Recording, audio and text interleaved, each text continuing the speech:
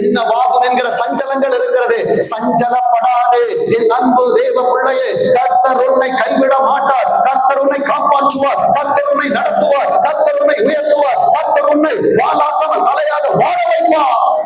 வேதம் சொல்லுகிறது, வானங்களே கழித்து பாடுங்கள். ஆனா எனக்கு ஆண்டவரே நம்பிக்கை வரலப்பா, இன்னும் நீ பாவம் பண்ணிட்ட, நீ தப்பு பண்ணிட்டேன்னு சொல்லி ஏதோ ஒரு குரல், ஏதோ ஒரு சூழ்நிலை என்னை சங்கடப்படுத்துகிறது என்று சொல்லுவாய் என்றால் 22வது வசனம் உனக்காய் எழுதப்பட்டது. ஆண்டவரே எழுதி கொடுத்தது. கர்த்தரே சொல்லுவது. 22வது வசனத்தை வாசிங்க. உன்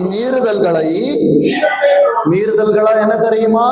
நான் சபையின் ஆராதனைகளுக்கு, கர்த்தரை கூடுகைகளுக்கு நான் வராமல் கர்த்தருடைய சட்டத்தை நான் மீறி நடந்து என் இஷ்டப்படி போன, என் இஷ்டப்படி வாழ்ந்த. ஆனால் இன்றைக்கு கர்த்தருடைய பாசமும் நேசமும் என்னிடத்தில் வருகிற நேரத்திலே